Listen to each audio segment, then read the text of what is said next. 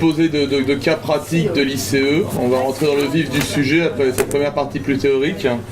Et on va commencer par l'intervention de Gaël Drillon, qui est président d'EDP, Évaluation politique et publique, association qui œuvre en faveur de l'évaluation des politiques publiques. Il est le promoteur de l'ICE, un moratoire pour une gestion et un traitement responsable des déchets qu'il a lancé pour garantir une gestion et un traitement responsable des déchets pour tous les États membres de l'Union.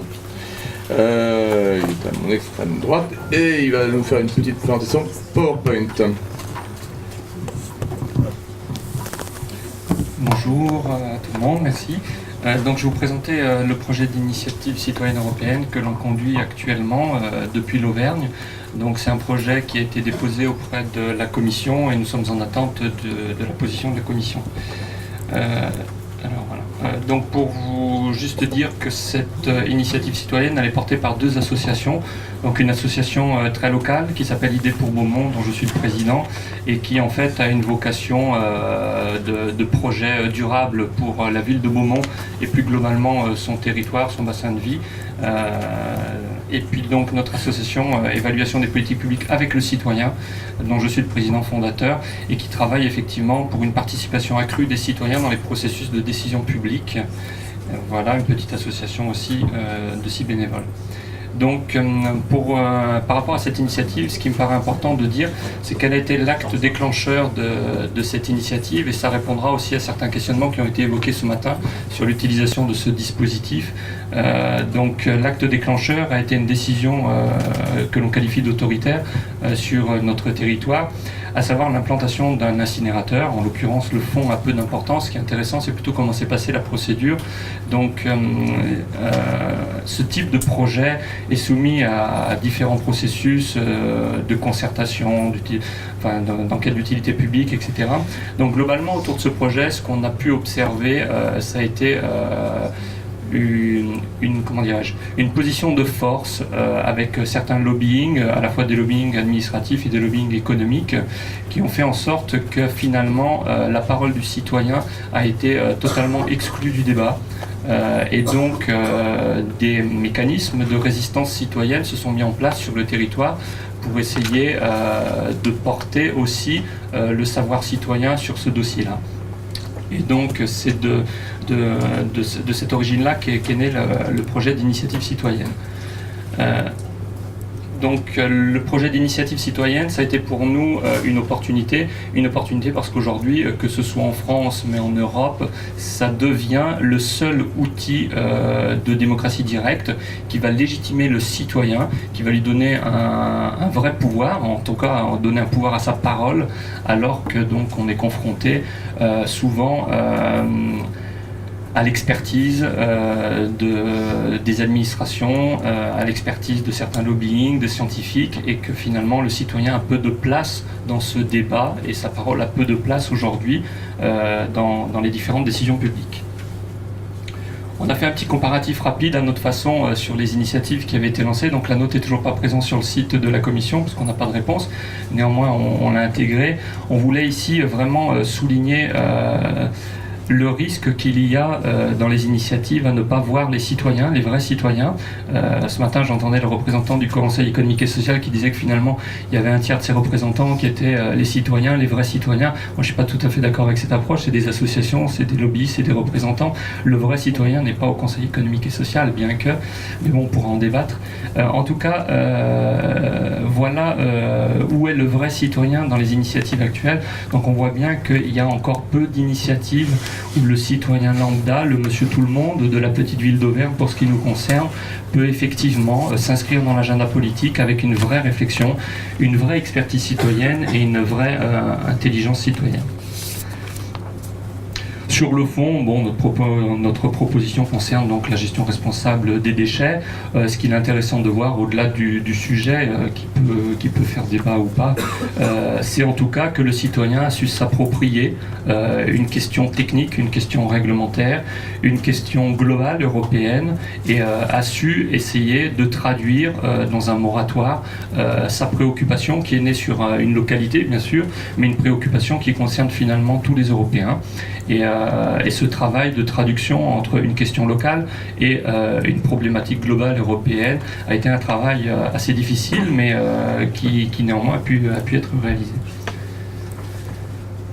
Au niveau de notre initiative, donc, le sujet c'est la communication, c'est comment motiver des personnes. Donc nous y avons réussi. La première étape a été remplie puisque nous sommes donc 7 Européens de 7 pays différents à porter ce texte, ce moratoire. Nous avons expressément voulu être dans une démarche très citoyenne, c'est-à-dire ne pas être aidé, on va dire, par des grosses associations comme le CNID aurait pu le faire ou comme l'ONG No Burn. Donc nous avons travaillé essentiellement avec nos réseaux.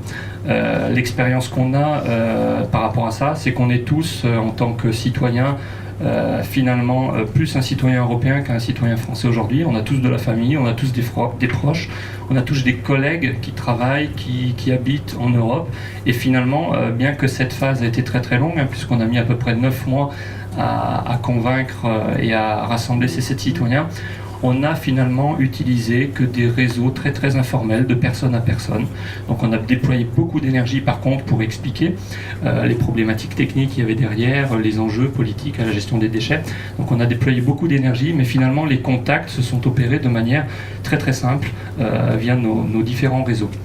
Ce que je voudrais dire ici, c'est qu'on a aussi beaucoup sollicité nos élus locaux, que ce soit les députés européens de notre circonscription, conseil régional, etc. On a essayé aussi de solliciter beaucoup les médias locaux bien sûr, les médias européens qu'on a pu identifier, etc. À chaque fois, on n'a pas été écouté.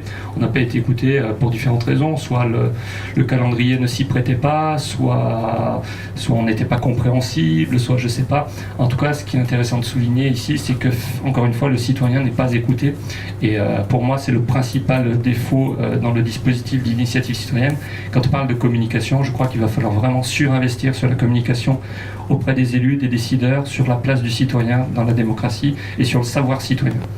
C'est en tout cas ce qu'on essaie de faire, nous, à travers ce projet aussi. Le calendrier de notre initiative, donc on a commencé à rédiger le moratoire en août 2011. On a lancé les opérations qu'on a qualifiées de recrutement à partir de septembre. Vous voyez, mai 2012, on a fini de recruter. Ça a été long, je vous l'ai dit.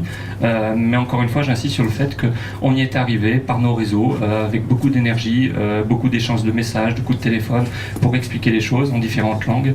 Et voilà, le petit citoyen lambda de la petite ville d'Auvergne peut rassembler 7 citoyens autour d'une question globale. Aujourd'hui, on attend avec impatience la réponse de la commission et on commence à se poser des questions très concrètes en termes de médiatisation et de collecte des signatures. Ce qui est intéressant de voir aussi, c'est que parallèlement à notre calendrier, qui est un calendrier assez long, il y a eu des choses qui se sont passées sur le même sujet et qui du coup viennent percuter un peu notre projet. Donc il y a eu des procédures juridiques qui ont été lancées sur le même sujet. Il y a eu effectivement en avril l'activation officielle du dispositif. Et puis tout récemment une résolution européenne qui a été adoptée sur la gestion des déchets et qui vient donc soit renforcer, soit concurrencer, je ne sais pas comment le dire encore, on est en train de voir le lien entre tout ça. En tout cas, une résolution qui a été prise sur le même sujet que notre initiative. Au niveau de la communication, rien de très nouveau. On a développé un site internet en trois clics, j'ai envie de dire, c'est très facile. Ça demande 0 argent, il suffit juste d'être un peu motivé, d'avoir un peu de temps, et voilà, avec des plateformes blog gratuites, on arrive à faire quelque chose d'assez propre. Donc vous pouvez voir le site et aller surfer dessus. On a essayé de faire un site français-anglais avec toutes les limites que cela représente et aussi toute l'énergie qu'on a dû développer. On est en train d'essayer de creuser un petit peu pour la collecte des signatures. Donc on a fait quelques essais sur le site qui est affiché. On se pose beaucoup de questions. L'outil de la Commission européenne, c'est un outil imbuvable. On a mis plusieurs informaticiens de notre réseau là-dessus. C'est incompréhensible, ça marche pas. Donc voilà, on est très inquiet par rapport à cette étape-là, qui est une étape cruciale. Donc on essaie d'expertiser tout ça et on va essayer de voir comment on va faire. On a ouvert bien sûr la signature en format papier, mais ce qui n'est pas du tout adapté pour ce type de projet. Donc bien sûr on peut télécharger notre moratoire et le formulaire qu'on a complètement ressaisi, j'ai envie de dire, et il est à la disposition en print et on peut nous l'envoyer par voie postale, mais on ne se voit pas avec 1 million de feuilles papier volantes dans nos bureaux. Voilà. Pour la traduction, on a fait simple, Google Traduction. Ça marche bien, franchement, on n'a eu aucun souci à se faire comprendre, que ce soit par les Polonais, les Anglais, les Italiens, les Suédois. Donc encore une fois, le citoyen lambda de la petite ville peut partager des problématiques européennes. Aujourd'hui, on est tous européens avant tout. Donc ça, c'est un outil très important à notre sens. On utilise aussi les réseaux sociaux, donc on a un Facebook, on en a parlé ce matin. Franchement, ça marche pas trop pour l'instant. Ça marche pas trop parce que concrètement, il faut qu'il y ait une signature digitale derrière. Donc le Facebook c'est bien, mais si derrière on n'a pas de plateforme de signature digitale, ça marche à rien, ça sert pas. Donc pour l'instant, on n'a pas trop investi sur les réseaux sociaux, mais on a bon espoir dès lors qu'on aura une plateforme. Donc voilà, je fais un petit résumé. Quelles sont les principales difficultés qu'on a rencontrées? Produire le contenu européen en concertation, donc je pense qu'on s'en tire pas trop mal par rapport à ça, d'un problème local, on l'a dit ce matin, il ne faut pas qu'un problème local soit traduit dans une initiative citoyenne européenne, si, ça peut l'être aussi. Donc on a essayé de traduire la question locale en un projet européen. On a voulu vraiment que ce soit un projet citoyen, une expertise citoyenne et pas le projet de lobbying. Ce qui a été difficile, donc, c'est de mobiliser les citoyens avec la distance, préoccupés sur le même sujet. Donc il a fallu les identifier dans nos différents réseaux, leur expliquer les choses, leur apporter un savoir pour qu'ils puissent se décider dans le positionnement par rapport au sujet. Et là, on est vraiment dans des processus de décision, de démocratie. Savoir et agir. Communiquer dans la presse, auprès des associations, on essaye, mais on n'est pas très écouté, je vous l'ai dit. Et puis donc là, notre grosse préoccupation, c'est s'équiper d'un outil de signature en ligne. Des outils libres et gratuits, mais on ne sait pas trop s'ils sont sécurisés, s'ils vont être validés par la Commission, le logiciel du Parlement, qui est très difficile à utiliser. C'est un vrai sujet. Et voilà pour notre expérience, que je peux vous en dire rapidement, et je suis ouvert à toutes vos questions.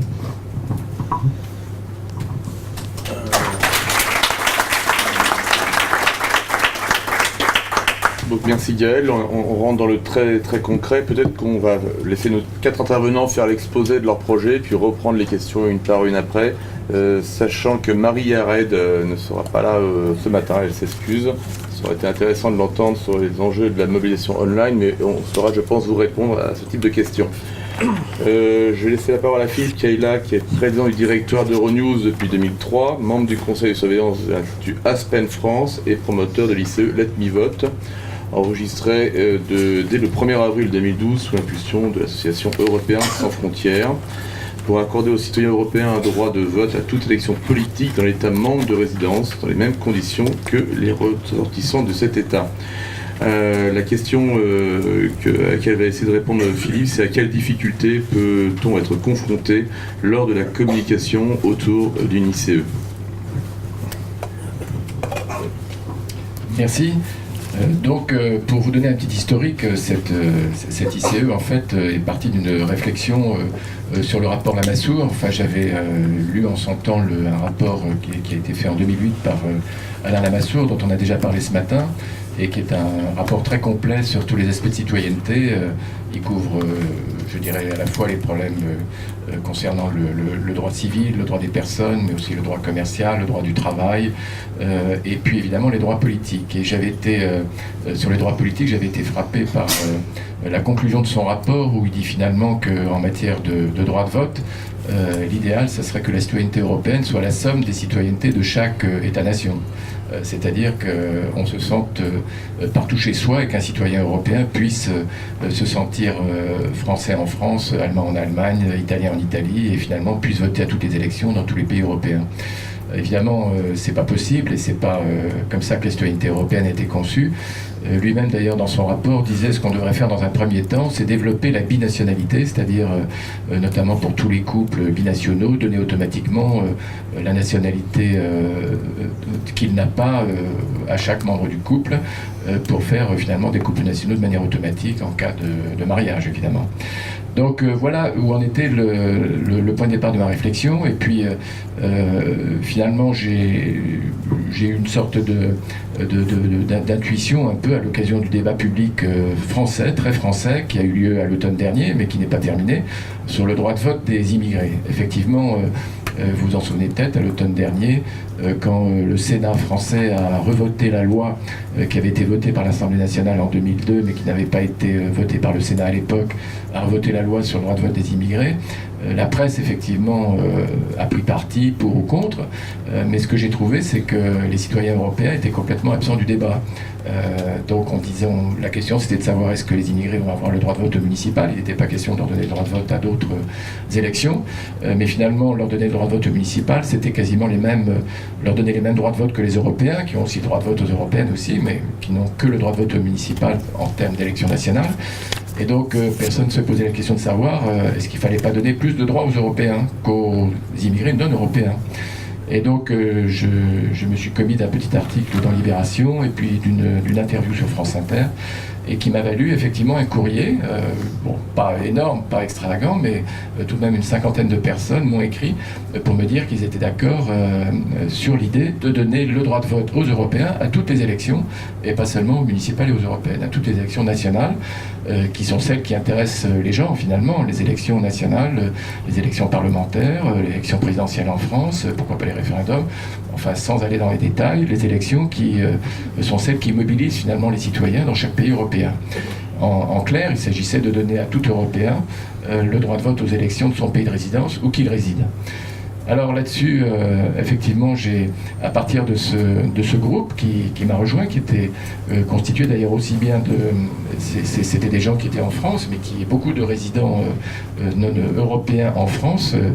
Je donne un exemple de Christer Eck, qui est ici avec nous aujourd'hui et qui est suédois, mais qui vit en France depuis longtemps et qui donc est privé du droit de vote en France et pour des raisons, j'imagine, de distance, n'a pas le temps d'aller voter en Suède, et donc et qui est privé du droit de vote. Et en tant qu'Européen, il se sent frustré de ne pas pouvoir voter aux élections nationales du pays où il réside. Et finalement, c'est un problème. En fouillant un peu, on a découvert que ça concerne directement pas tellement de citoyens. Sur 500 millions de personnes en Europe, dont peut-être 400 millions sont en âge de voter, c'est en plus de 18 ans. En fait, il y en a 10 millions seulement, il n'y a que 10 millions d'Européens qui vivent dans un autre, 10 ou 12 millions qui vivent dans un autre pays que le leur. Ce qui n'est pas énorme, et ce qui en dit long d'ailleurs sur la mobilité européenne. Les traités de l'Union prétendent pousser la mobilité européenne, et en fait on s'aperçoit que cette mobilité est extrêmement résiduelle. On met en avant effectivement les étudiants Erasmus qui servent un peu d'emblème, mais qui malheureusement sont d'ailleurs en diminution, d'après ce que je crois savoir. Mais finalement la mobilité professionnelle est relativement faible, et donc l'absence de droit politique est un obstacle à la mobilité. Et on s'aperçoit effectivement, en étudiant le sujet, que si on veut que cette mobilité s'accroisse, eh bien il faudrait augmenter la mobilité, augmenter les droits liés à la mobilité. Il y a les droits civils, le droit des personnes que soulignait beaucoup Lamassoure, par exemple en cas de mariage transnational, le droit des enfants, enfin c'est des droits qui sont évoqués dans la presse régulièrement, le droit du travail, le droit de la sécurité sociale, etc. Mais le droit de vote, le droit politique, c'est un droit important. Donc nous nous sommes réunis, nous avons réfléchi à ce qu'on pourrait faire. Par chance, nous avons dans le groupe qui nous a rejoint un ancien fonctionnaire de la Commission européenne qui était précisément chargé de la citoyenneté, donc qui était très expert en la matière, et qui nous a aidé à rédiger le texte de l'initiative, ce qui n'était pas une affaire facile, parce que comme Tony Venables le sait bien, les traités ne donnent pas explicitement un pouvoir à la Commission pour donner du droit de vote, pour donner un droit de vote aux Européens. Non, c'est évidemment affaire des États membres.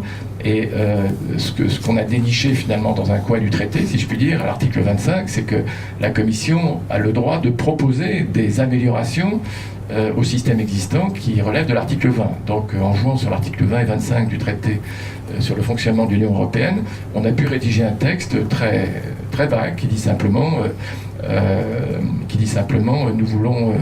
nous demandons à la Commission de proposer d'élargir les droits de vote du citoyen européen à l'ensemble des droits politiques, quel que soit son pays de résidence. C'est rédigé de manière très, très vague. On ne rentre pas dans le détail de savoir quelles élections, est-ce qu'il y a des conditions de résidence ou pas, est-ce qu'on a le droit de voter 2 fois dans son pays de nationalité, dans son pays de résidence. On ne rentre pas dans ce détail. On le laisse à l'expertise des fonctionnaires de la Commission. Et ce qu'il y a d'intéressant, c'est que cette rédaction a été acceptée. Donc on a résolu le problème juridique et ça a été accepté. Donc nous avons été validés par la Commission comme initiative recevable. Donc ça, c'est déjà un premier point important. Alors maintenant, pour reprendre les points que Tony Venables avait mentionnés, les aspects techniques et les aspects de communication, donc c'est deux points un peu différents, mais je vais revenir plus en longueur sur la communication puisque c'était censé être le thème principal de mon intervention.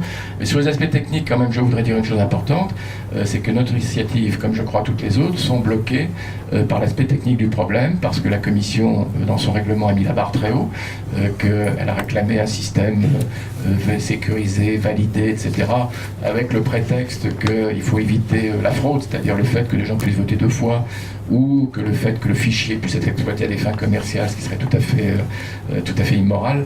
Enfin bref, on a fait une montagne de ce problème de pétition, alors qu'il ne s'agit même pas d'un référendum pour quelque chose qui aurait force de loi. Il s'agit d'une pétition, finalement, d'initiative, qui demande à la Commission d'étudier si elle pourrait proposer une directive ou une initiative quelconque. On est très très loin d'une décision. Donc on a monté une usine à gaz avec ces problèmes techniques, donc nous on est incapable d'avancer. J'espère que Tony Venables va nous aider à trouver la solution. Je crois que les autres sont dans la même situation. La Commission évidemment se renvoie la balle entre le secrétariat général qui est chargé de la procédure, la direction dite digit comme chiffre, comme digital, qui dépend pas d'elle évidemment, mais qui est chargé de trouver la solution. Tout le monde se renvoie la balle, c'est typiquement dans des procédures bureaucratiques communautaires, et donc pour l'instant il n'y a pas de solution. Mais pour revenir à un point qui a été évoqué précédemment, moi je pense fondamentalement que ce problème technique ne devrait pas être le problème des initiateurs des ICE. Nous, notre problème en tant qu'initiateur d'ICE, c'est un problème de fond, c'est-à-dire trouver une bonne idée et puis ensuite essayer de la communiquer, point suivant. Mais le problème technique ne devrait pas être à notre charge, ça devrait être un service public européen. On devrait, quand on va voter à des élections nationales, on ne se pose pas la question de savoir s'il y aura des urnes et s'il faut financer la pose des urnes dans les bureaux de vote. Et si on vote de manière électronique, on ne va pas se poser la question de savoir si on doit contribuer à un système certifié qui permet de voter électroniquement. Tout ça est complètement absurde. Donc il faut évidemment, si la Commission est sérieuse dans son intention, qu'à terme, il trouve une solution qui soit un vrai service public européen de collecte des signatures. Alors maintenant, j'en viens au dernier point qui est l'information, la communication. Donc ça, il est clair que ça doit être les initiateurs qui doivent se débrouiller pour trouver les moyens de communiquer. Ça coûte évidemment de l'argent. Nous, pour trouver de l'argent, on a créé une association donc, qui s'appelle Européens sans frontières. Et puis cette association, pour l'instant, elle n'a pas d'argent parce qu'on est en train de mettre en ligne un système de collecte, enfin un système de paiement en ligne. Donc ce système de paiement en ligne est tout juste en train d'être mis en place. Donc, et grâce à ça, on pourra collecter des fonds auprès de particuliers, enfin des personnes qui voudront adhérer à l'association ou d'ONG diverses et variées qui voudront bien nous aider. Donc on pourra avoir un budget et avec ce budget, on pourra communiquer, c'est-à-dire financer des campagnes de communication. Il est clair que, comme on l'a dit un orateur précédent, qu'il faut aussi travailler en partenariat avec les réseaux existants. Donc je remercie beaucoup les CAS et Tony Venables de nous avoir aidés déjà dans un premier temps. D'ailleurs, Tony nous a aussi mis en relation avec une institution que nous ne connaissions pas, qui s'appelle UDO, European Union Democracy Observatory. Je ne sais pas si vous le connaissez, c'est un institut qui est basé à Florence et qui est très académique, c'est-à-dire qui rassemble des professeurs spécialistes en droit constitutionnel européen. Et donc cette organisation UDO, a établi un forum sur notre initiative, et ce forum a permis de rassembler une quinzaine de contributions de haut niveau de professeurs qui sont pour ou contre. Par chance, il y en a plus qui sont pour que contre. Sur les 15, il y en a à peu près 2 ou 3 qui sont contre et tous les autres sont pour. Sur cette initiative. Donc nous avons, ils ont maintenant clos le forum, et donc nous avons un ensemble de textes qui fait une bonne 50aine de pages, qui va nous servir de document de référence qu'on pourra faire circuler à la Commission, au Parlement, où sera à votre disposition si ça vous intéresse, et qui représentera, je crois, la quasi-totalité de ce qu'on peut dire sur le sujet. Alors en gros, pour vous faire une synthèse, il y a ceux qui sont pour, parce qu'ils pensent qu'effectivement, ça serait un élément tout à fait contributif de la création d'un vrai sentiment de communauté de destin, etc. Et puis il y a ceux qui sont contre parce qu'ils pensent que tout doit passer par la nationalité. Donc ils pensent que si quelqu'un est national du pays A et veut habiter dans le pays B, il n'a qu'à prendre la nationalité du pays B. Ce à quoi je répondrai que c'est tout à fait c'est pas du tout adapté à la manière dont on peut envisager la mobilité européenne, parce que c'est pas simplement en changeant de pays qu'on est mobile, c'est aussi en changeant de... C'est pas en s'installant définitivement, c'est en s'y installant pour aller travailler pour une période peut-être de 2 ou 3 ans. Alors si on va passer 2 ou 3 ans dans le pays B pour un emploi, puis ensuite 3 ans dans le pays C, 3 ans dans le pays D, on va pas changer de nationalité à chaque fois. Donc c'est tout à fait irréaliste et c'est un point de vue à mon avis très philosophique, mais qui n'a pas qui ne correspond pas à une vraie réalité. Donc je pense que notre initiative est la seule qui soit vraiment réaliste pour donner plus de droits aux citoyens européens. Bref, ceci pour clore le volet, je dirais, communication auprès des experts sur la matière. Alors pour la communication grand public, donc, nous allons essayer de nous appuyer sur des institutions qui ont elles-mêmes déjà un réseau, notamment le mouvement européen dans son ensemble. Vous savez peut-être que le mouvement européen donc, a un bureau de synthèse, je dirais le mouvement européen international qui est à Bruxelles, mais que le mouvement européen international est composé de 70 organisations, dont 40 qui sont des organisations nationales et une trentaine qui sont transnationales, qui sont en fait des syndicats professionnels ou autres, pan-européens. Et donc nous avons l'engagement moral du mouvement européen de nous soutenir le jour où on le demandera. Pour l'instant, on n'a rien demandé, pour une bonne raison, c'est qu'on n'a pas le système de collecte en ligne. Donc on va attendre d'avoir le système de collecte en ligne et après on communiquera. Mais on n'a pas voulu communiquer avant. Pourquoi ? Parce que c'est difficile de mobiliser les gens 2 fois. Si on les mobilise une première fois, on pourrait leur dire à la limite, allez sur notre site, on a un site internet letniveau.eu. Bon, il y en a déjà plusieurs centaines qui se sont enregistrés spontanément, mais on ne leur a pas dit c'est la signature définitive. Effectivement, la signature définitive, c'est quand on aura le système de collecte. Mais pour l'instant, on ne l'a pas, donc on s'est abstenu de demander au mouvement européen et à d'autres, j'espère que toute l'Europe, j'espère que d'autres mouvements Europa Nova, puisque Thomas Oudaï dans la salle, accepteront de nous aider. Mais en tout cas, on n'a pas mobilisé tous les soutiens potentiels, précisément parce qu'on attend d'avoir l'infrastructure logistique. Alors, si par hasard, si par malheur, cette infrastructure logistique ne venait jamais, ben on sera contraint, je dirais, de communiquer hors procédure et donc de faire, d'utiliser les réseaux sociaux tels qu'ils sont, c'est-à-dire Facebook et autres, pour collecter le maximum de signatures sur notre site letniveau.eu, sans respect de la signature de la procédure européenne, mais pour avoir finalement un effet de masse et d'une certaine manière contribuer au débat. Alors tout de même, ce qui est intéressant aussi en termes de communication, c'est que notre initiative, comme elle a un caractère politique marqué, que l'année 2013 est l'année de la citoyenneté et 2014 l'année des élections européennes, intéresse beaucoup de monde à Bruxelles et notamment au Parlement européen. Donc il y a déjà toute une série de membres du Parlement européen qui nous ont assuré leur soutien. Il y a d'ailleurs un groupe transparti, je dirais, eurofédéraliste qui s'appelle le groupe Spinelli qui s'est engagé à nous soutenir. Et donc j'ai bon espoir que le Parlement européen nous soutiendra. Et j'ai retenu des interventions tout à l'heure du Comité des régions et du Comité économique et social que nous pourrions aussi avoir leur soutien. Donc je pense que nous pourrions avoir un soutien institutionnel à Bruxelles important le jour où on le demandera. Mais pour l'instant, on s'est abstenu de le faire pour les raisons que je vous ai dites tout à l'heure. Et puis on verra bien. On fait ça un peu par... on est dans le bureau de l'association, on est une petite dizaine, donc il s'est réparti le travail et on est tous bénévoles en fait. Donc on essaie de faire progresser la chose, on essaie de contribuer au débat public européen.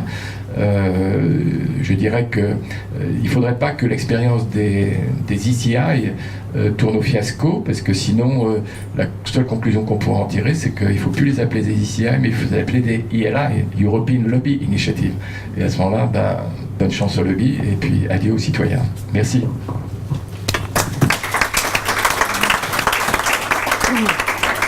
Donc merci, là on voit encore que les ICE vont plus vite que la technique et qu'il y a quand même un problème de collecte de signatures. On va voir le cas de Philippe Perchoc qui est à ma gauche, qui est doctorant enseignant à Sciences Po, ainsi qu'à l'Université de Paris 3. Il travaille au Collège d'Europe de Bruges. Il est président de Nouvelle Europe, qui est un groupe de réflexion sur l'Europe élargie et son voisinage. Et lui promeut l'ICE Fraternité 2020, qui a été déposé le 9 mai 2012. Le but de Fraternité 2020 est d'améliorer les programmes d'échange de l'UE, comme Erasmus ou le service volontaire européen, afin de contribuer à une Europe unie, fondée sur la solidarité entre les citoyens. Alors là, Philippe, quels sont les moyens de communication et quels obstacles à la mise en place de votre ICE ? Alors d'abord, merci beaucoup de m'avoir invité et je trouve que c'est vraiment intéressant. Depuis ce matin, on a aussi beaucoup d'éléments comparatifs et ça m'a intéressé de voir ne serait-ce que la liste de celles qui étaient déposées avec la composition des gens. Je pense que cette initiative citoyenne que je vais vous présenter, comme beaucoup d'autres initiatives citoyennes, elle est le résultat avant tout d'une rencontre et du constat que dans plusieurs pays européens, on peut avoir des problèmes assez similaires. Et le cadre de cette rencontre de l'initiative Fraternité 2020, c'est l'Université européenne de Cluny qui a lieu chaque année donc à Cluny et qui réunit une cinquantaine d'Européens, de jeunes Européens, autour des questions de citoyenneté. Alors, quel était le constat qu'on a fait à Cluny il y a un peu plus d'un an? C'était le suivant, et je vais du coup pouvoir compléter vos chiffres qui étaient intéressants. Il y a environ 1% des Européens qui vivent dans un pays qui n'est pas le leur, c'est dans un autre pays européen. Et alors ce qui est intéressant, c'est que parmi ceux-là, 50% le font non pas pour le travail, mais par amour. Ce qui veut dire que l'amour est le premier facteur de mobilité en Europe, mais l'Union européenne n'a pas de compétences dans ce sujet-là. Et donc nous, on pense que ce qu'il faudrait, c'est donc permettre une meilleure mobilité des citoyens européens afin qu'ils puissent se rencontrer. Bon, bien sûr, ça c'est seulement un aspect des choses, mais dans la crise économique actuelle qu'on connaît, bien entendu, la mobilité des facteurs travail dans l'Union européenne, c'est aussi une solution très importante, disons, de résolution de la crise économique qu'on a sous les yeux. Alors le programme Erasmus est souvent mis en avant, mais comme vous l'avez bien souligné, il a bat un peu de l'aile en ce moment, puisque l'objectif c'était d'avoir 3 millions d'Erasmus en total, en cumulé, 3 millions d'Erasmus en 2012, et on vient de passer la barre des 2 300 000, donc on est vraiment loin de l'objectif. En plus, il y a un tassement dans tous les anciens pays membres de l'Union européenne, et l'augmentation des chiffres n'est due que aux États qui sont rentrés en 2004 et 2007 dans l'Union européenne, ce qui veut dire que il faut trouver d'autres moyens pour permettre cette mobilité. Donc tout à l'heure, pour prendre juste un élément comparatif, la mobilité des citoyens d'un État à l'autre dans l'Union européenne, c'est aux alentours de 1%, et aux États-Unis, c'est aux alentours de 7%. Vous allez me dire, bien sûr, il y a le problème de la langue, mais donc l'intérêt de cette mobilité de base, c'est aussi de régler ce problème de la langue. Qu'est-ce qu'on propose? 3 choses. Déjà, augmenter un peu les fonds qui sont alloués à ça, pas seulement pour Erasmus, mais pour tous les programmes de mobilité. Programme de mobilité pour les étudiants, programme de mobilité pour les apprentis, programme de mobilité pour les gens en reconversion professionnelle. Une chose à laquelle je crois beaucoup aussi en raison de mon métier, c'est programme de mobilité pour les enseignants, puisque bien sûr l'enseignement des langues, l'enseignement de la compréhension que peuvent avoir les autres de l'Union européenne, elle passe par la mobilité des enseignants. Deuxièmement, une mobilité qui essaye de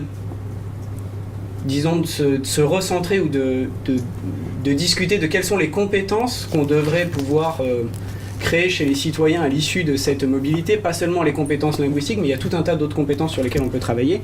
Et troisièmement, l'objectif de l'initiative, c'est de réfléchir un peu aussi aux moyens qu'on a d'étudier cette mobilité, puisqu'aujourd'hui, ils sont vraiment très faibles. C'est-à-dire qu'à Bruxelles, il y a finalement très très peu de connaissances, même statistiques, de cette mobilité, des raisons de cette mobilité, etc. Alors, qui on est? Alors, on est un comité de citoyens. C'est pas moi qui ai eu l'idée, en fait. On est venu me chercher à Cluny pour me la proposer. J'ai trouvé que c'était intéressant. On vient de tous les pays européens, sauf le Royaume-Uni. Ça va pas vous étonner. Mais aussi la Slovaquie et la Suède. Donc si vous connaissez des Slovaques et des Suédois qui sont intéressés par cette idée, surtout envoyez-moi leur email. Quelle est la sociologie du groupe? Alors la sociologie du groupe, je vais dire, c'est des gens qui ont quelque part entre 25 et 40 ans. Et c'est vrai que si vous allez regarder sur notre site internet fraternité2020.eu, vous allez découvrir qu'on est tous soit des étudiants un peu attardés, c'est-à-dire doctorants, etc., soit des enseignants, quoi. Pour une grande partie d'entre nous, il y a aussi des gens qui travaillent dans les milieux artistiques, etc., mais je pense qu'on a eu l'idée de cette initiative aussi en raison de nos affinités professionnelles. Alors notre budget, aux alentours de 50 € pour créer notre site internet et déposer donc le nom, Fraternité 2020. Qu'est-ce qu'on cherche? On cherche 4 000 € supplémentaires pour le système de collecte de signatures. Ça a déjà été longuement expliqué par d'autres personnes. Le système différents systèmes qui sont proposés pour l'instant ne sont pas très satisfaisants. Il y a eu un événement exactement comparable à celui-ci à Copenhague il y a environ un mois, et un de mes camarades de l'initiative m'a dit que ce qui s'était dit à Copenhague, c'est que de toute façon, si vous allez voir une fondation ou n'importe qui pourrait financer votre initiative, il faut venir en ayant déjà un peu d'argent en caisse. Donc l'idée, c'était de réfléchir sur comment est-ce qu'on pouvait proposer à des gens qui aiment notre initiative de donner déjà un peu d'euros. Donc on a déjà récolté, je sais plus, quelque chose comme 1300 € de cette manière-là, simplement par des dons. Et donc on espère que cette première amorce, elle va nous permettre d'arriver jusqu'au montant qui permettra de développer le système de signature. On a aussi en fait travaillé sur disons tout un système ou toute une réflexion sur quels pouvaient être les gens qui allaient nous soutenir.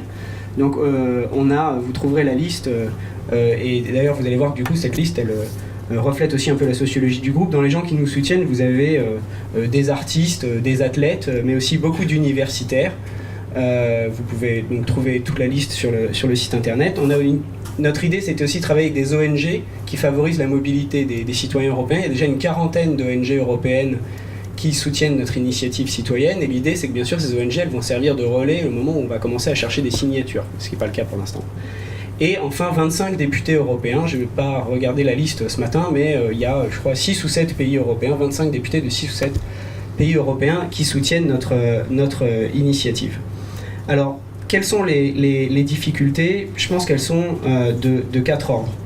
La première, ça a été de se mettre d'accord sur la proposition.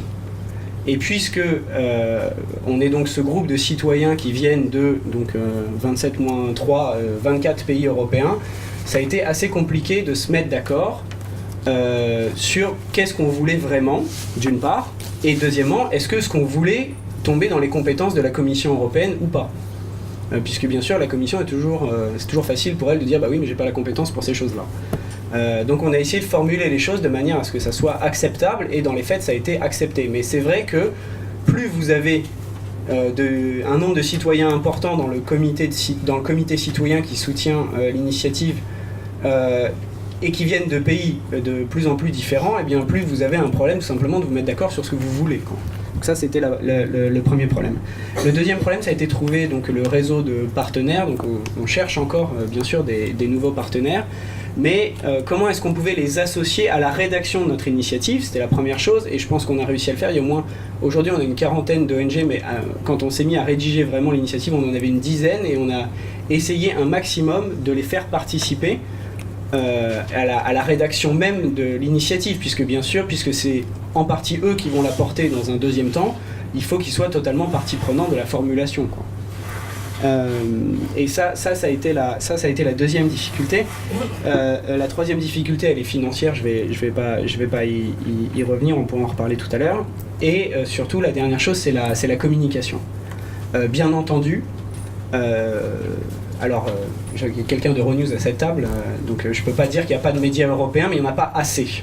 Donc ça, c'est la première chose. Ça veut dire que si vous voulez mener une campagne de communication par la télévision, ce qui est la seule chose qui marche dans une démocratie de masse comme celle qu'on connaît en Europe, eh bien, soit vous avez un budget qui vous permet de communiquer dans 23 langues différentes et sur 27 télés nationales différentes. Donc si vous êtes Coca-Cola, vous pouvez, et puis si vous êtes Fraternité 2020, vous avez moins de capacité à faire ça. Ça, c'est la première chose. La deuxième chose, donc avoir accès, et ça coûte très très cher si vous faites de la pub.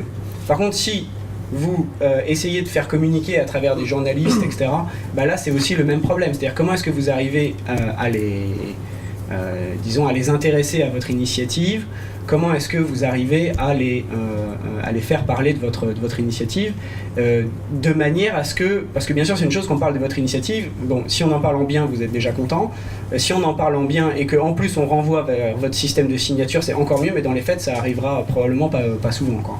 Donc ça c'est vraiment un deuxième enfin c'est en tout cas un problème de communication qui est très fort.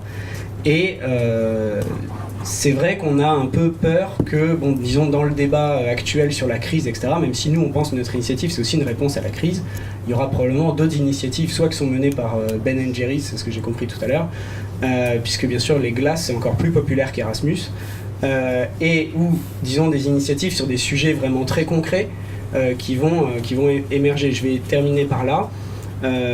Il y a quelques années, alors les gens de toute l'Europe pourront me corriger, je crois que c'était en 2009, il y avait eu un projet qui était notamment mené par toute l'Europe d'une consultation en ligne. Et donc ça s'appelait comment ? Et comment ça s'appelait ça ? Voilà, consultation citoyenne, Donc en fait, au départ, ils avaient demandé à différentes personnalités ou gens qui avaient des idées d'écrire des contributions sur ce que serait une bonne idée. Moi, par exemple, mon idée, c'était un Erasmus pour les profs, obligatoire pour tous les profs de toutes les matières, y compris pour la physique, y compris pour la chimie, etc. Parce qu'il n'y a pas que les profs de langue qui ont besoin de voyager. Donc, dans les premières semaines où il y a eu le débat sur Internet, ça marchait très bien, ma proposition a été assez haut, parce que bien sûr, tous mes amis avaient signé. Et puis très rapidement, il y a eu des choses qui sont apparues du type légaliser le cannabis dans toute l'Union européenne. Et alors là, il y a eu des dizaines, des centaines et des milliers de gens qui étaient pour ça. Et donc ça, c'est l'effet un peu pervers de l'initiative citoyenne européenne. C'est-à-dire que si, vous voyez, légaliser le cannabis, il y a des millions de gens dans l'Union européenne qui, je pense, seraient capables de signer pour ça, y compris Daniel Cohn-Bendit, y compris selon France Inter.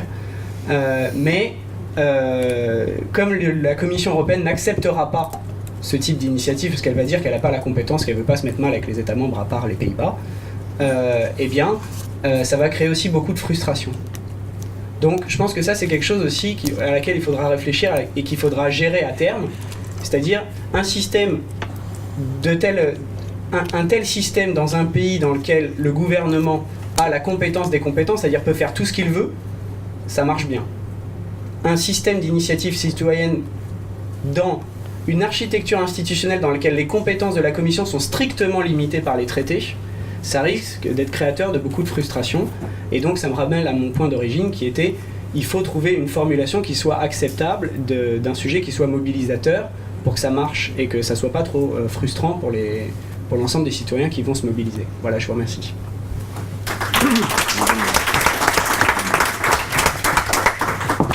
Merci. On retrouve à peu près les mêmes des problèmes, limites, descriptions que dans les cas précédents. On va finir par le cas de Vincent Chauvet, qui est président du Modem Sciences Po, membre du Bureau national des jeunes démocrates, du Club JAD. Il est également cofondateur du collectif 31 mai pour aider l'insertion professionnelle des étudiants étrangers.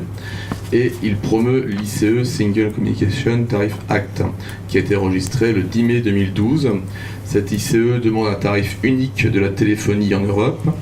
Cette initiative s'adresse à tous les citoyens, mais plus particulièrement aux étudiants Erasmus comme aux transfrontaliers. Donc la question qui lui est posée, qui est la même que pour les autres, mais qui est formulée différemment, c'est comment promouvoir une ICE de manière optimale. Merci, bonjour à tous. Alors, je vais déjà vous présenter notre initiative. C'est très simple, c'est un règlement avec un unique article qui dit qu'il faut un forfait de téléphonie mobile illimité pour téléphoner de partout en Europe vers partout en Europe. C'est-à-dire, si vous êtes français, vous téléphonez de Belgique vers la Suède, ça doit pouvoir s'appliquer. Illimité data, donc données, voix et SMS, MMS, pour moins de 50 € par mois. Voilà notre initiative. C'est pas seulement donc sur la libre circulation, on parlait tout à l'heure de ça, mais c'est sur l'harmonisation en fait du marché et faire un vrai marché intérieur de la téléphonie mobile. Pour le côté juridique, on a simplement repris le règlement qui s'appliquera demain sur le roaming, sur les frais d'itinérance, en supprimant tous les articles, je crois qu'il y en avait 122, en faisant un article unique pour mettre ça. Alors après, pour nous présenter, nous, on est aussi des simples citoyens, on va pas se bagarrer pour savoir qui est plus citoyen qu'un autre. Voilà, mais on aime bien cette phrase qui était dans les clubs de pensée au moment de la Révolution. Ici, on s'honore du titre de citoyen. En fait, on est un groupe d'amis autour de mon ami Martin Wittenberg qui est à Bruxelles et moi et de 5 autres amis qu'on a recrutés très vite puisqu'on a monté notre initiative en une journée.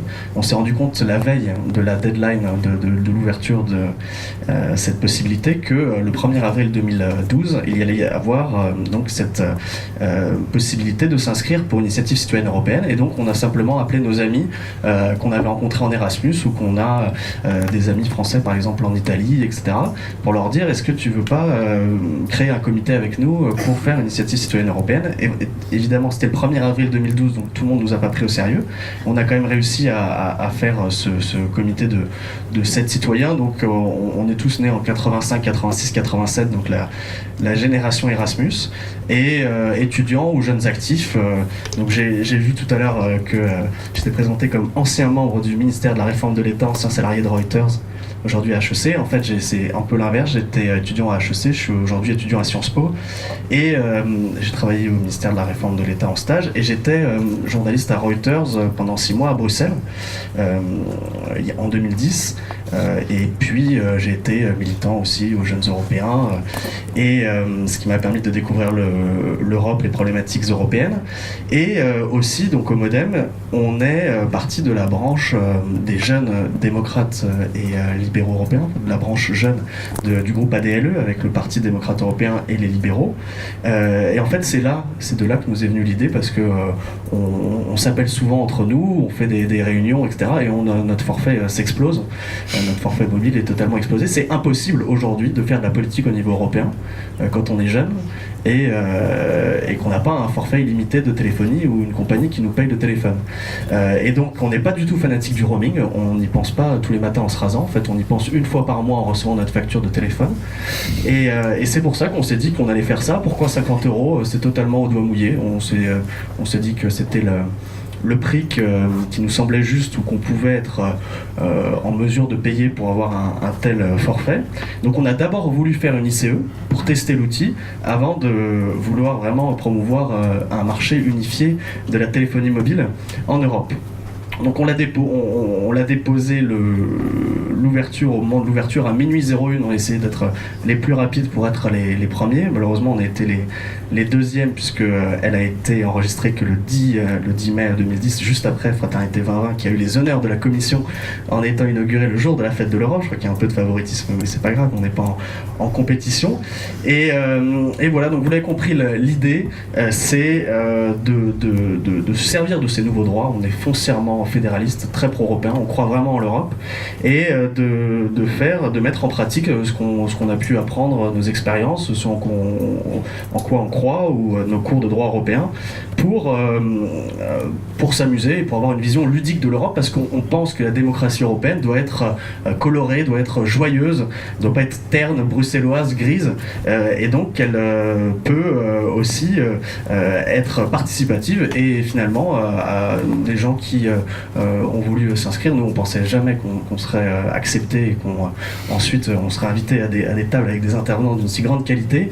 On pensait juste que la commission nous enverrait un petit mail pour nous dire que c'était pas possible, mais voilà. Et en revanche on est très en colère de ce que fait la commission en ce moment, avec tous les problèmes qu'on a vus. On a quand même quelque chose de génial, à la fois à l'UDF au moment de la Constitution européenne, puis au Modem, puis avec les Jeunes Européens. On s'est toujours battu pour la Constitution européenne, pour le traité de Lisbonne, pour les avancées démocratiques qu'il y avait dedans, et notamment l'argument fort à l'époque, vous en souvenez tous probablement, c'était cette initiative citoyenne européenne.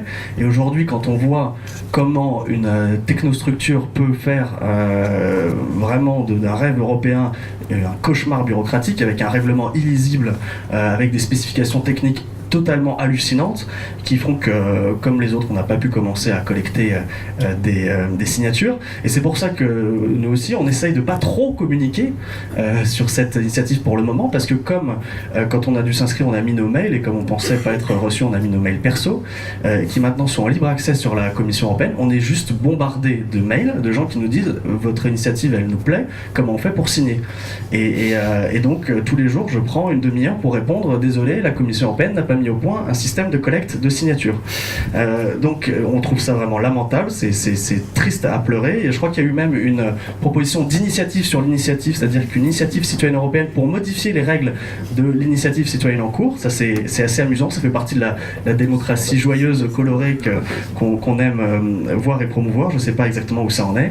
Et pour le financement, évidemment, on n'a aucun financement, puisque on est soit étudiant, donc les financements pour l'instant c'est nos prêts étudiants et le temps libre qu'on passe dedans, donc il est tellement transparent notre financement qu'on n'en a pas du tout.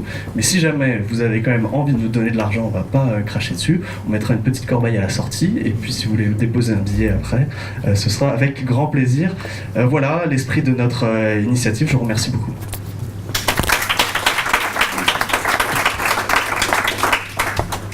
Bon, 4 profils différents, les mêmes problèmes qui se rencontrent à chaque fois, mais 4 initiatives assez passionnantes. Avez-vous des questions à leur poser? 2 questions. Tiens, Sarah.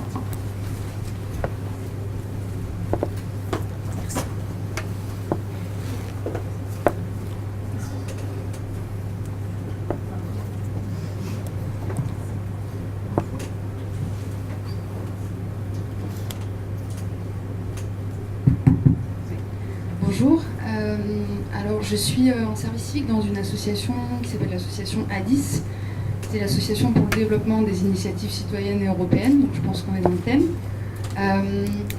J'avais une première réflexion, c'est vrai que j'ai été assez interpellée sur la première ICE, au niveau du retraitement des déchets, de la réflexion que vous avez faite sur le fait qu'à partir du moment où vous aviez lancé votre ICE, il y a eu un règlement qui est sorti. Et du coup, je me dis, est-ce que c'est pas finalement plus facile d'inciter comme ça la législation et de pointer du doigt sur des choses voilà, où ça pose problème, et que finalement ça prend pas moins de temps que de créer toute cette ICE. Et là, je pense qu'il y a un vrai problème parce qu'il faut aussi voir le bout quand on crée tout ça.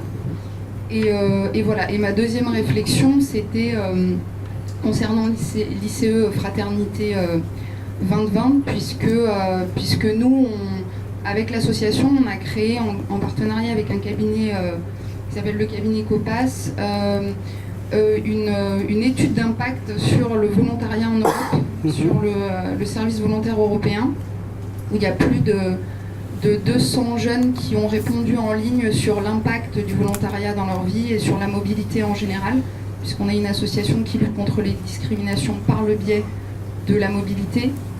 Et donc voilà, c'est une étude qu'on a faite qui est somme toute modeste, mais qui est un début. Et je pense, en étant dans cet environnement de mobilité, qu'elle soit professionnelle, qu'elle soit voilà, que c'est vraiment effectivement l'aspect principal, enfin le plus positif de l'Europe, et ça nous permet d'être dans un environnement multiculturel vraiment enrichissant et qu'on doit développer.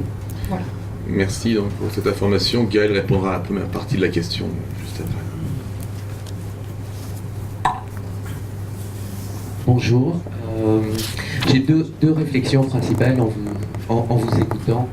C'est que de un, oui, le système n'est peut-être pas en place, mais juste pour vous rappeler, l'horloge tourne. Au moment où vous êtes enregistré, vous avez 12 mois pour collecter le million de signatures. Vous êtes en face quand même d'une campagne assez différente. C'est une campagne transfrontalière, donc elle va vous demander certainement beaucoup de ressources. Et je pense que vous devez aussi utiliser les nouveaux outils aussi pour financer votre campagne et mettre en place les infrastructures, parce qu'au moment où le système de collection sera en place, vous allez devoir accélérer votre collection de support, et donc soyez peut-être prêts, ne restez peut-être pas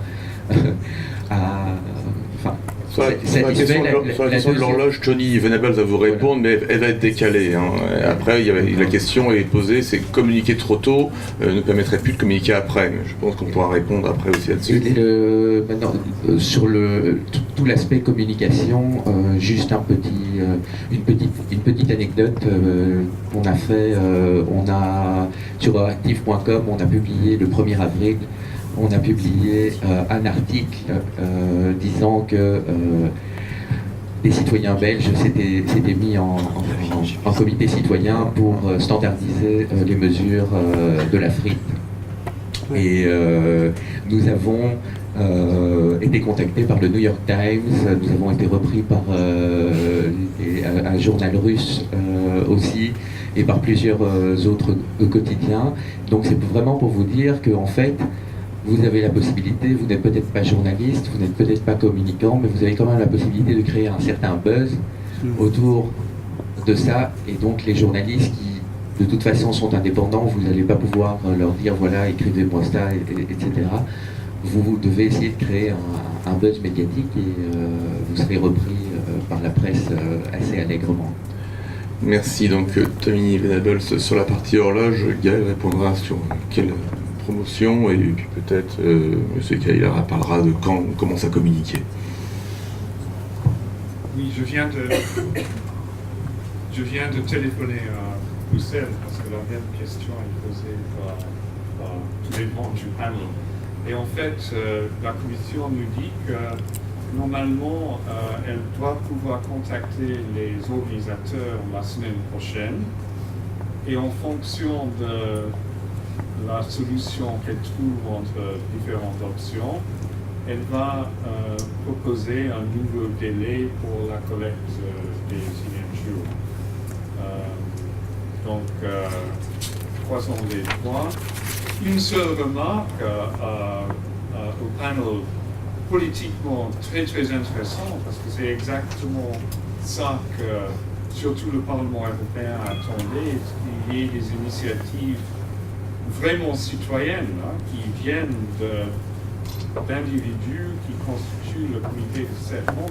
Seule remarque, c'est que si vous voulez réussir, à un certain moment, vous devez changer un peu de fusil d'épaule et travailler avec des associations, des fondations, autorités locales, etc. Ça, ce sera inévitable dans la phase opérationnelle de collecte des signatures, mais ça ne changera rien au fait que l'initiative vient de citoyens et non pas de structures organisées. Ça, il faut toujours rappeler. Mais à un certain moment, vous aurez besoin d'alliances avec les structures organisées. En tout cas, c'était l'esprit au départ de la mise en place des ICE. Gaël Drillon, peut-être ?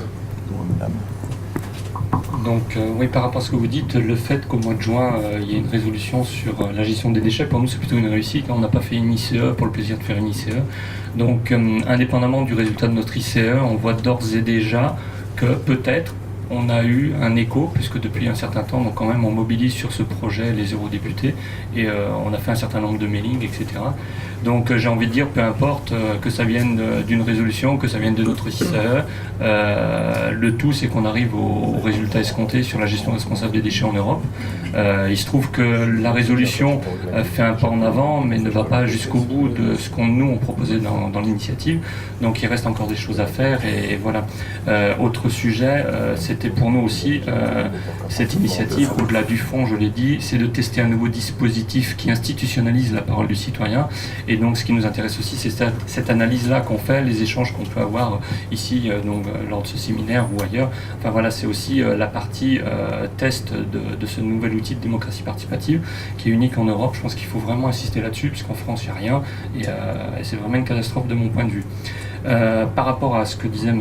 Van Eebols, on en est bien conscient pour ce qui nous concerne, parce qu'on défend vraiment notre approche citoyenne. Le problème qu'on a, et je le redis, c'est qu'on n'est pas entendu quand on est citoyen, ni par les élus, ni par les médias, et pas encore par les ONG qu'on a pu solliciter. Je citerai le CNID ici, je ne sais pas s'il y a quelqu'un du CNID, mais voilà. Donc j'ai envie de dire, est-ce qu'un jour la parole du citoyen pourrait être entendue comme un savoir au même titre que les autres ? C'est une vraie question. Merci. Avant de passer directement au lunch, peut-être on revient une dernière fois sur quand on commence à communiquer avec Philippe Caïla, et à moins qu'il y ait d'autres questions très urgentes, on fera une petite pause. Je crois que j'ai pas tellement à ajouter par rapport à ce qui a été dit. Je me réjouis de la nouvelle dont Tony Venables nous fait part, à savoir que la Commission retarderait le point de départ des signatures. Donc ça veut dire qu'on a eu raison de ne pas communiquer jusqu'ici, puisque de toute façon le délai de 12 mois va repartir à une date encore incertaine, mais quelque part dans le futur, peut-être au mois de septembre, qui sait. J'imagine que de leur point de vue, il faudrait quand même que la procédure démarre avant la fin de l'année, puisque l'année 2013 étant l'année de la citoyenneté, j'imagine qu'il faudra boucler au moins les premiers 12 mois avant la fin de l'année de la citoyenneté, j'imagine. Mais enfin bon, on n'est pas pressé non plus, c'est des affaires de longue haleine. Et donc, comme ça a été dit aussi par Daniel Van Meerberg, je crois que pour nous tous autour de la table, ça nous laisse un peu plus de temps pour collecter des fonds. Comme je le disais tout à l'heure, nous on a créé une association exprès pour collecter des fonds, parce qu'effectivement le comité de citoyens ne peut pas collecter des fonds en tant que tel. Donc on a créé à la fois un site Let Me Vote pour, je dirais, la pré-collecte des votes, puisqu'aujourd'hui on a quelques centaines de personnes qui sont manifestées pour les diriger un jour vers le serveur de collecte de signatures proprement dit. Et puis un deuxième site, européen sans frontières.eu, pour là récolter des cotisations de personnes qui veulent nous rejoindre ou d'ONG diverses et variées qui accepteront de contribuer. Donc le fait d'avoir deux structures est utile, deux sites est utile. Je ne sais pas si c'est pas forcément un conseil pour ceux que ça intéresse, mais enfin en tout cas je pense que c'est assez efficace puisque le site, je dirais, de vote sur l'initiative évidemment renverra au site Européens sans frontières où on pourra avoir des nouveaux adhérents et collecter des fonds. Et inversement, le site Européens sans frontières renverra pour le vote vers Let Me Vote. Donc c'est un jeu entre deux sites qui permet à la fois de collecter des votes et de l'argent. Merci. Pour respecter votre planning, juste un mot, 1 minute 30 chacun, et après on arrêtera cette matinée. Oui, pour répondre aux questions, ne vous faites pas de soucis. Si la commission ne respecte pas le délai d'1 an, nous, on ira devant la Cour de justice de l'Union européenne pour faire respecter le règlement. Je pense que ça va être assez drôle aussi, puisque on aura l'occasion en tant que citoyen directement concerné de faire ça. Il faut vraiment que là, c'est une des raisons pour lesquelles on est vraiment en colère. Non seulement ça marche pas, mais en plus le temps joue contre nous. Ensuite, sur le système de collecte, nous on a une approche assez 100% internet, et on pense que Twitter et Facebook nous suffiront pour collecter les 1 million de signatures, et qu'on n'aura pas besoin d'aller dans les supermarchés ou d'aller collecter des formulaires papier, puisqu'on s'adresse à des gens très connectés, souvent jeunes. Et j'ai l'expérience très récente, par exemple, de la circulaire Guérand avec le collectif 31 mai que j'ai créé. On a fait une pétition, on a attaqué devant le Conseil d'État. Finalement, ça a été amendé puis retiré avant que le Conseil d'État se prononce. Mais on voit que là, c'était une mobilisation entièrement internet, avec des gens qui se connaissaient pas et qui se réunissaient physiquement assez rarement au final, et on a su attirer les médias.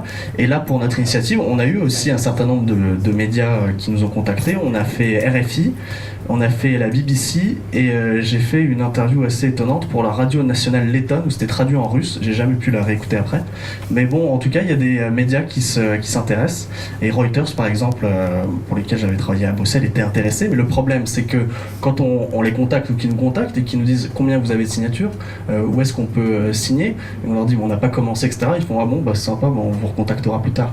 C'est ça le problème, et c'est pour ça que vraiment la commission est vraiment problématique dans cette histoire. Juste un dernier mot, puisque c'est ce que vous étiez en train d'expliquer qui m'y a fait penser. Comme il n'y a pas de statut de l'association européenne, vous savez, c'est la première chose que Barroso a retiré de l'agenda quand il est devenu, dans son premier mandat, président de la Commission européenne. Ça veut dire qu'aujourd'hui, cette initiative citoyenne, elle ne peut pas être portée par une association européenne. Donc elle doit être portée par une association nationale. Ce qui veut dire que si vous créez une association nationale dans un État membre qui a un compte en banque sur lequel, imaginons, vous mettez de l'argent où les citoyens peuvent vous donner des sous, les citoyens, selon la législation de chacun de ces États membres, les citoyens du pays membre dans lequel vous avez déposé votre association peuvent défiscaliser leurs dons, imaginons pour des Français, mais par contre un Allemand qui vous donne 50 €, il n'aura jamais un reçu fiscal qui va lui permettre de défiscaliser en Allemagne. Donc ça, c'est aussi un des problèmes qui va se poser, d'autant que, deuxième problème, si vous essayez de vous faire reconnaître d'utilité publique auprès de l'administration fiscale pour justement savoir si vous pouvez défiscaliser, vraiment je vous souhaite bonne chance, parce que allez voir l'administration fiscale française et lui dire que vous êtes une initiative citoyenne européenne qui veut défiscaliser non seulement en France mais peut-être dans d'autres pays européens pour déposer un truc à la Commission, on n'est même pas sûr qu'elle voudra bien l'accepter, ça risque de faire un rescrit fiscal qui va faire rire les fiscalistes pendant plusieurs années. Merci, on se retrouve à 13h30 pour les 3 workshops. Le premier est dédié aux outils de communication de l'ICE, le second à la création d'un réseau efficace autour de l'ICE, le networking, le troisième sur le fundraising, sponsoring et motivation des acteurs. Merci, à tout à l'heure.